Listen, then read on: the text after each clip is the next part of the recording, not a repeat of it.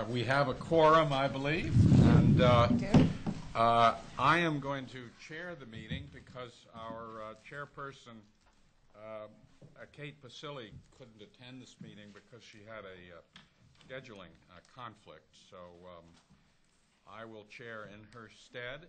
And let me begin by welcoming everyone back from the summer. I hope most of you got a chance for at least some relaxation and rest, and I know we're all looking forward to a very exciting academic year. I just heard some information about the first effort to count the enrollment, and it's way up again. So a great tribute to our campuses and the work of the faculty, and we're looking forward to a terrific year. We have two action items. The first is to approve the minutes of the meeting of June 4th, 2007, which has been distributed to you. I'll move their approval. If I could have a second. Second. Any comments on the minutes? Any revisions? All right, all in favor say aye. Aye. Opposed, abstentions, that carries. Then I'd like to ask Vice Chancellor Gary Moore to introduce action item 1B. Okay. Thank you, Mr. Chairman. Action item 1B has to do with Kingsborough Community College Association, who voted to amend its bylaws. This change was prompted by the need to reflect the current realities of college staffing and titles, and by the desire to make meetings and operations of the organization more efficient and effective. To present the bylaw changes and answer questions you may have is Dean Keller. So I would ask Dean Keller at this time if he would come at this time to.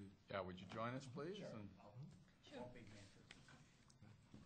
give us just a brief overview. Okay. There were two major issues that we had to deal with these changes. One is that the association had was set up as a membership organization. So a group of 30 to 40 people would be appointed each year to serve as the association. They would meet to appoint the board of the association, and then basically they wouldn't meet again, except once at the end of the year to tell them what the board had accomplished. So we decided to amend the bylaws to take them out of the membership organization, out of the mix, and to just elect a board, which includes faculty members, administrative members, and student members, who will meet every year, appoint committees, and then the board can run the association without having to have this extraneous, large, somewhat difficult to get a quorum group. So that was the basic part of that. The second element was just let me add that the structure was a holdover from a very long time ago. And this was also an effort to get it into compliance with the Cuny guidelines for how these organizations should run. Okay. The second element of this was there were committees that were part of the association, a food services committee, for example, and a bookstore committee, which were part of the association, yet it's the auxiliary that was responsible for managing the bookstore and the food services. So that created some problems, particularly this past year when we had an RFP for the food services, and this coming year when we have to do an RFP for the bookstore, where one group was appointing the committee members and the other group was managing the contracts, which also created some problems. So we've now cleaned that up. The auxiliary will have the bookstore committee and the food services committee, and the association will continue to have their major function being the appropriation of student fees. So that cleaned the organization structure and made them more distinct, the two organizations. Okay.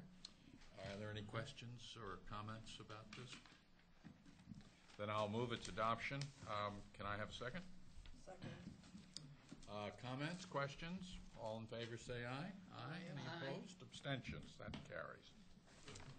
I believe those are the only two action items that we had. Is that right? Yes, sir, that is correct. But we would like to get your report, Mr. Vice Chancellor. I think there are 4 items. Yes. Yeah. I have 4 items that I will very briefly report on. One is the CUNY Leadership Academy that we are continuing to work on. It is an effort to provide leadership training, co-curricular training for all of our students within in the CUNY system. We've recognized that there is a very strong need for leadership training at all levels within CUNY.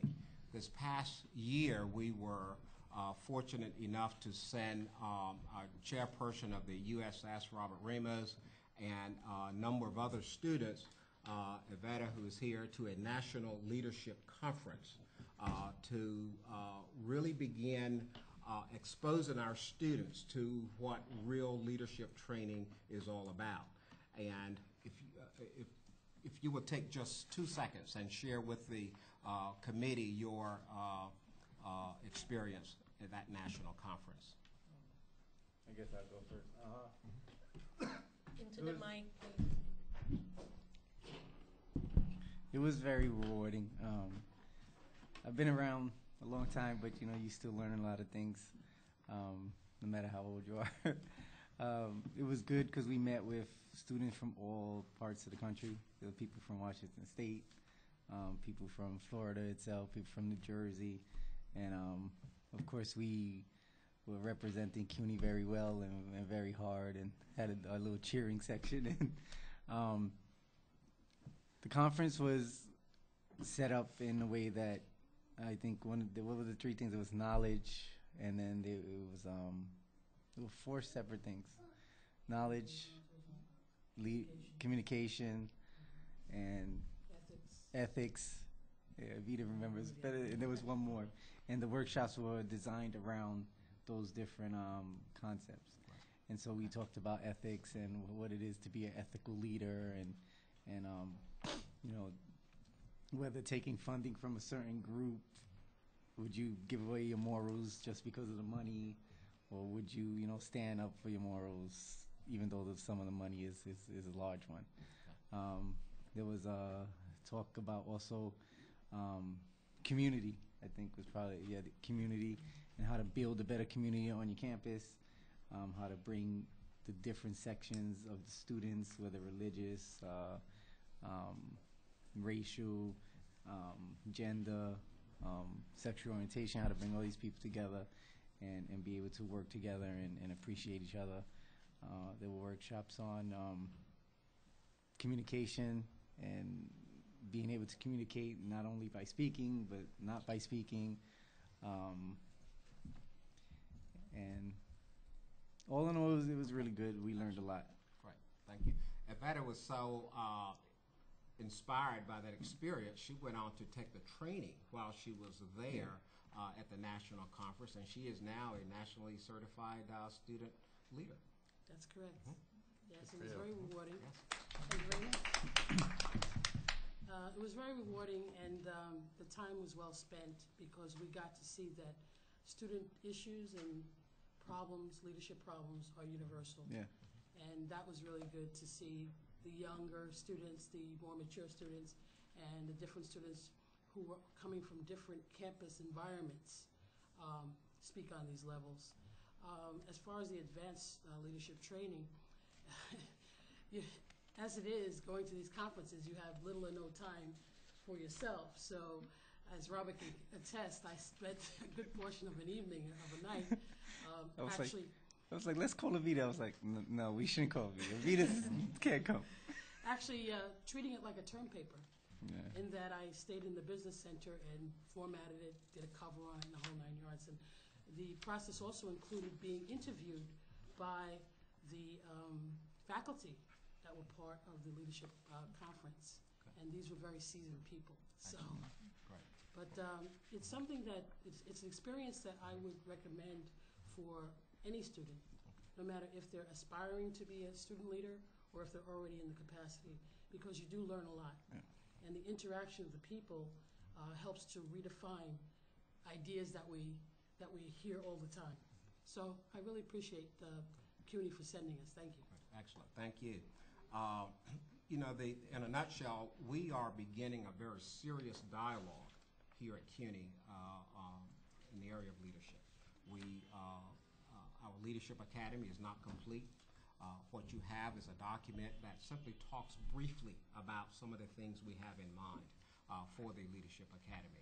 We're beginning a dialogue with all aspects of CUNY, all entities, academic affairs, the business department, all entities will have an opportunity to weigh in on this leadership opportunity for our students. So we're beginning a very serious dialogue.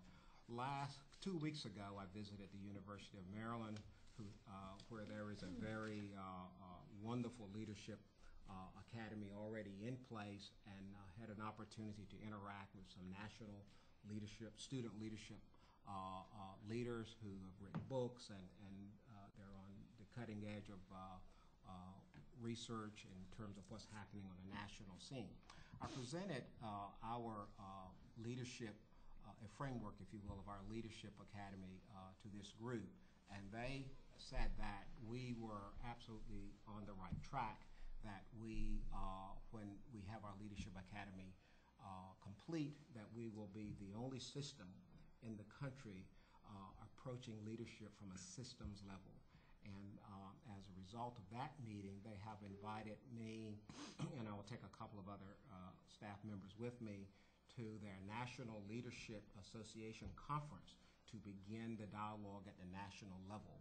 So I will be doing a brief presentation on leadership at the national conference in Vancouver next month in October.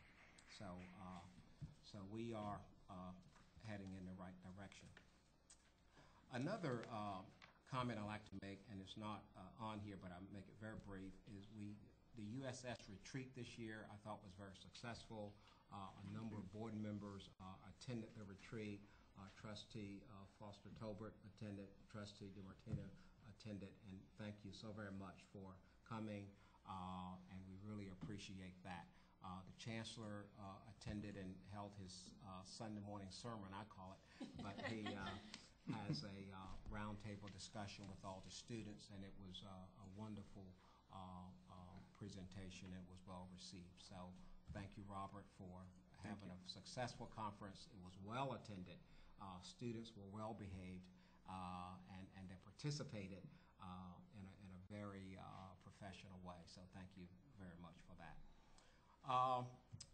I also have down as items my 06 and 07 goals as a review. I won't go through all of them, but simply to say to you that I believe it's important for us to have goals. We do have goals in student affairs. Leadership training is a major goal of ours. We're moving forward in addressing this goal. Student health care, health insurance, psychological counseling. We are moving aggressively forward in addressing the psychological counseling needs of our students by placing counselors on each campus.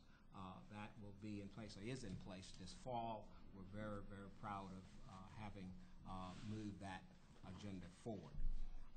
For this coming year, I will continue working on the Leadership Academy, and by this time next year, it is my plan to be sitting here saying to you, this is our Leadership Academy, and it will be something you will be proud of. We're working towards moving student affairs to a world-class division where all of our programs and services are second to none, programs and services that you will be able to hold up to the world and say, look at us, we're really proud of this, and we expect to continue moving in that direction.